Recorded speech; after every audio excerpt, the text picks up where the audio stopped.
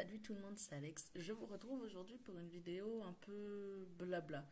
Parce qu'il y a plein de petits trucs qui se sont passés et j'avoue qu'avec la chaleur, etc., d'hier et avant-hier, de ce dernier jour en règle générale, j'avais un peu la flemme de prendre ma caméra, enfin mon ordi et de tourner, étant donné que je savais très bien que je finirais par être déshydratée à la fin de la vidéo, comme c'est souvent le cas. Enfin, il suffit de boire après, hein, mais c'est souvent le cas. Et du coup, vu les chaleurs qu'il faisait, j'avais aucune envie que ça arrive. Donc, j'ai attendu qu'il y ait une petite accalmie. Donc là, je tourne cette vidéo, on est le 20, donc vous l'avez le 21. Je vais essayer de profiter de mon début d'après-midi où j'ai rien à faire, j'ai pas de rendez-vous, etc. pour tourner quelques vidéos et les programmer sur la chaîne. Donc vous les aurez à 7 heures tous les jours. Tous les 2 jours, attention, tous les 2 jours. Et voilà. J'ai pas mal de petits trucs à dire. Premièrement, il y a eu un problème par rapport à l'inscription à la fac. Donc du coup, je pense que je pense, non, je vais juste pas m'y inscrire cette année. Je suis pas persuadée de m'y réinscrire l'année prochaine non plus, puisque je me suis posée, ça devait être ce week-end. Euh, je crois que c'était samedi ou dimanche. Je me suis posée et j'ai juste réfléchi à mes centres d'intérêt, à ce qui pouvait m'intéresser le plus. Et je pense que j'ai trouvé. Il faut juste que je fasse quelques petits stages, etc. pour être sûre. Et j'y reviendrai. Mais du coup, la fac de droit, c'est pas. Franchement, cette année, c'est mort, ça c'est sûr. Déjà parce qu'il y a eu un problème d'inscription à la fac. Merci le changement de prénom, enfin d'état civil, qui n'a pas été compris partout. Enfin bref, j'ai merdé. Et deuxièmement, mentalement, je suis pas persuadée que j'aurais réussi à tenir toute l'année le rythme, puisque je sais que ma santé mentale est encore un petit peu fragile. Là, ça va, mais il y a des jours où ça va pas du tout, où j'ai juste aucune envie de bouger de mon lit. Et c'est pas envisageable de reprendre des études aussi dures que le droit. Je vous ferai une vidéo, je pense, sur les attentes en droit, sur ce que vous avez à faire, etc.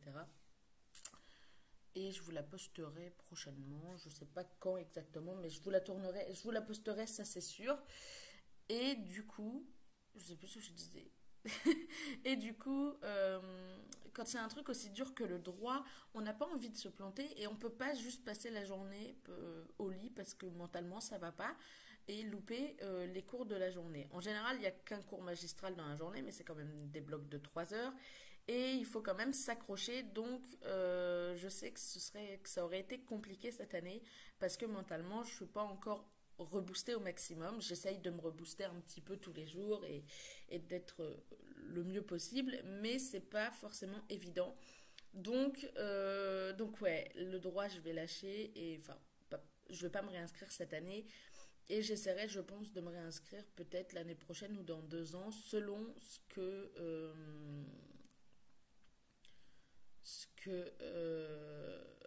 ce qui va se passer au cours de l'année en fait. Donc premier point, je ne reprends finalement pas mes études, pas du tout. Deuxième point, côté livresque, j'ai terminé quelques romans ce week-end, notamment des services presse. Donc les services presse, vous avez déjà mon avis sur les réseaux, donc sur Instagram, sur mon Insta livresque, que je vous remettrai en barre d'infos. Et j'ai fini une ou deux. Non, une seule. Parce que la deuxième. Oula, la deuxième, je suis loin de l'avoir terminée. Je ne sais plus où est mon livre par contre. Il est juste là. J'ai terminé la chronique des Bridgerton, donc le premier tome centré sur, sur le personnage de Daphné, donc la quatrième dans la hiérarchie des frères et sœurs, puisqu'ils sont 8. Je vous en reparlerai dans un point lecture. Pas tout de suite. Je vais pas vous mentir, pas tout de suite, parce que c'est le moment de vous le dire, j'ai décidé que les services presse, je donnerai mon avis sur les réseaux et mes lectures personnelles, les lectures que j'achète et que ou qu'on m'offre et que j'ai dans ma bibliothèque, je les ferai en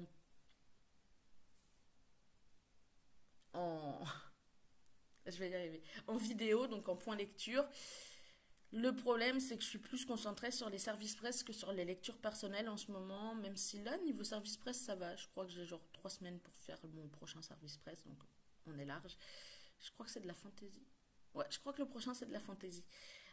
Donc je profite d'un petit moment de ces 3 semaines en fait pour lire des lectures perso et j'ai commencé les 7 sœurs de Lucinda Riley, donc le premier tome puisqu'il y a 7 tomes qui sont parus, un par sœur, et il y a un 8e tome qui va paraître, donc que l'autrice avait commencé à écrire avant sa mort l'année dernière et que son fils va terminer d'écrire tout simplement. Donc voilà, niveau lecture où j'en suis à peu près, mais du coup, puisque j'ai que les Bridgerton qui sont terminés, le prochain point lecture risque de mettre un petit peu de temps à arriver, mais vous verrez de toute façon au fil du temps comment ça va se passer. Pour les lectures en tout cas. J'ai quelques vidéos booktube à tourner aujourd'hui, notamment mon avis sur Kobo Plus et mon avis sur Simplement Pro, donc le site grâce auquel j'ai mes services presse. Je vais les tourner, je pense que vous les aurez fin de semaine ou courant de la semaine prochaine, puisque je vais essayer d'alterner le plus possible entre perso et livre, enfin entre lifestyle et livre, et auteur aussi, puisque j'ai une vidéo sur mes livres qui doit être tournée probablement aujourd'hui d'ailleurs, et que vous aurez la semaine prochaine ou après-demain, selon l'ordre que je définis pour le planning. Donc voilà le petit point lecture. Donc ça c'est un deuxième point. Troisième point, j'ai rendez-vous demain, du coup, aujourd'hui pour vous quand vous verrez cette vidéo, mais demain pour moi.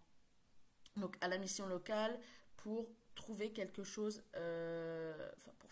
pour faire un truc à la place des études que je devais reprendre. Ça s'appelle le contrat engagement jeune, garantie jeune pour ceux qui l'ont fait avant, mais ils ont changé ça en contrat engagement jeune. Donc en gros, c'est un système qui est rémunéré, enfin grâce auquel on est rémunéré par la mission locale, dans lequel on a des ateliers, je crois que c'est 16 heures de présence par semaine, il me semble, si je dis pas de bêtises. Donc 16 heures de présence par semaine pour préparer un projet professionnel. Et j'avoue que niveau projet professionnel, je pense avoir trouvé celui que je veux, qui me revient souvent, très souvent en tête, et je me dis que ça me collerait, que ça me correspondrait bien.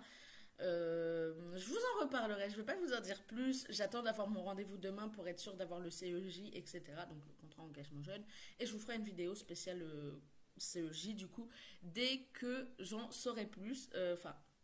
Une vidéo spéciale sur la mission locale dès que j'en saurai plus et que j'aurai fini mon rendez-vous. Donc ce rendez-vous-là peut à tout moment changer complètement ma vie, me faire reprendre une formation dans les prochains mois, à distance ou en présentiel selon les cas. Et je vous tiendrai au courant de toute façon, mais tout ce que je peux vous dire, c'est que ça a un rapport avec les livres et grand lecteur que je suis, et grand auteur, non, grand lecteur que je suis et petit auteur aussi. Je pense que ça peut grave, ça peut grave caler, ça peut grave rentrer. Donc je vous en reparlerai très prochainement et j'ai juste trop hâte de vous en reparler du coup. Sachant que avec le CEJ, il faudra que je fasse des stages et que j'ai déjà commencé à me renseigner pour les stages. Je suis pas genre partie en mode sans filet. J'ai déjà commencé à me renseigner pour les stages et j'ai eu quelques réponses positives, mais forcément il leur faut une convention, donc que la mission locale me donnera, etc. Bref, je vous ferai une vidéo spéciale sur ça. Au niveau du programme des vidéos, ça va être un petit peu le bordel. Va y avoir des vidéos sur BookTok, BookTube, pardon, et des vidéos sur ma vie et des petits conseils de vie. Je vais faire une vidéo sur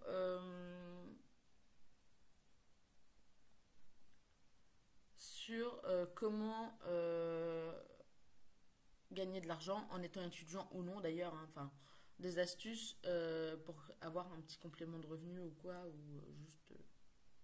vous verrez de toute façon. Je vous parlerai de Vinted, du cashback, etc. Donc je vais essayer de la tourner et de vous la poster donc après-demain, pour lundi, parce que samedi du coup vous aurez... je sais pas quelle vidéo, on verra. Mais samedi vous aurez une autre vidéo et lundi j'essaierai de vous poster celle-là. Et voilà, ce sera déjà pas mal.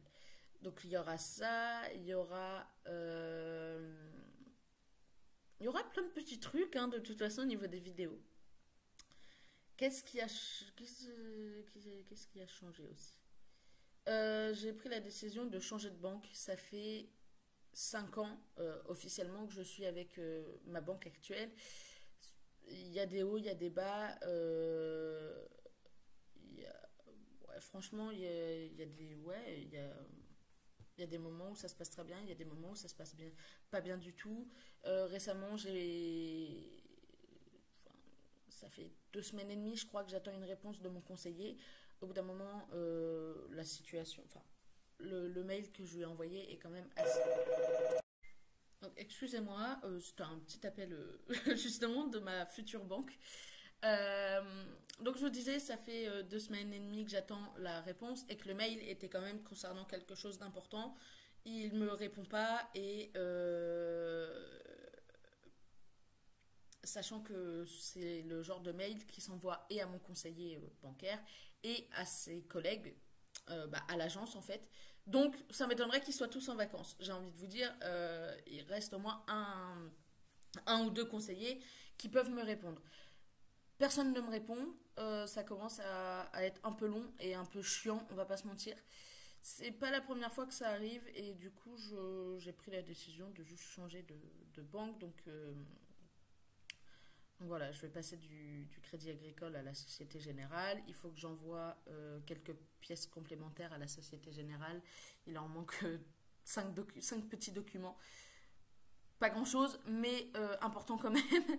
Et du coup, il faut que je leur envoie les documents là en début d'après-midi.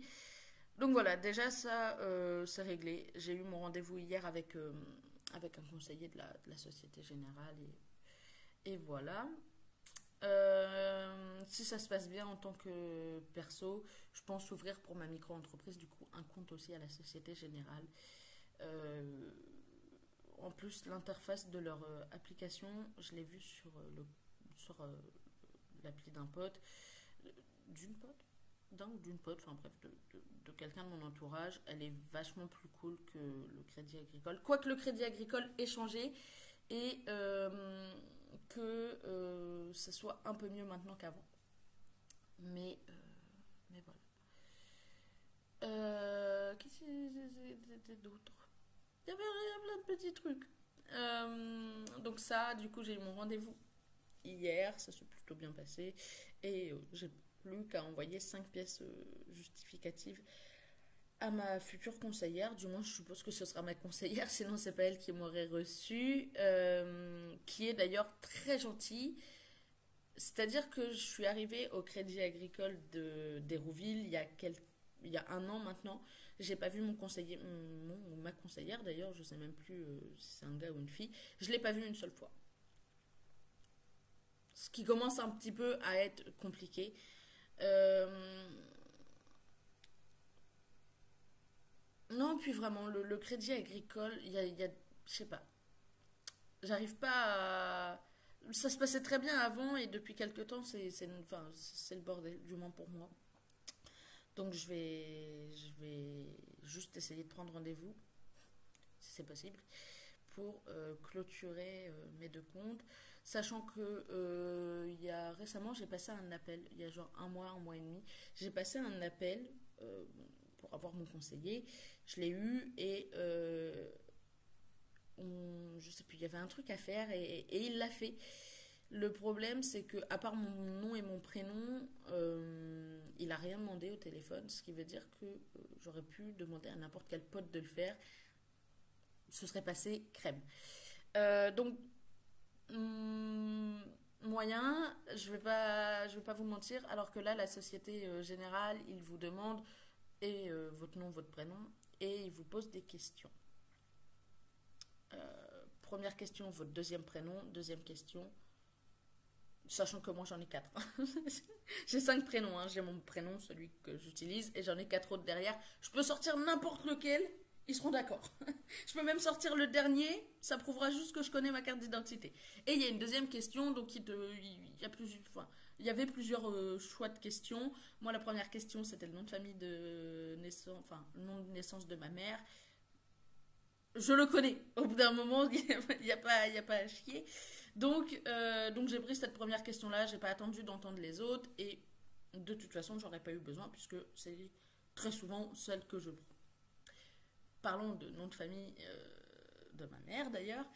Depuis le 1er juillet ou 1er juin, non, depuis le 1er juillet, la justice française a délesté un petit peu son travail, enfin, un aspect de son travail aux mairies, en accordant le droit aux mairies de changer les noms de famille, enfin, d'accepter des requêtes en changement de nom de famille sous certaines conditions. Depuis le 1er juillet, il est donc possible beaucoup plus rapidement et beaucoup plus simplement de changer de nom de famille. Exemple très simple. En général, on a le nom de famille de notre père. Il est dorénavant possible de demander à changer son nom de famille pour avoir celui de son père et celui de sa mère, ou celui de sa mère puis celui de son père, donc les deux noms de famille dans notre nom de famille, ou alors de passer du nom de famille qu'on a, donc d'un de nos parents, au nom de famille de l'autre parent. Je verrai si je vous fais une vidéo sur ça ou pas, on verra. Mais mon père, je vais dire mon père, mais mon père et moi, on ne se parle plus depuis novembre. Nous sommes en juillet, ça fait bientôt un an. J'ai coupé les ponts avec lui parce que, pour plein de petites raisons, ça a toujours été très compliqué avec lui, très très compliqué.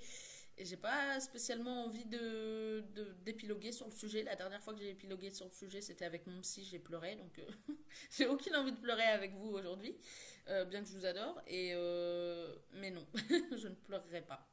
Pas devant vous, en tout cas. Et donc, je ne sais plus.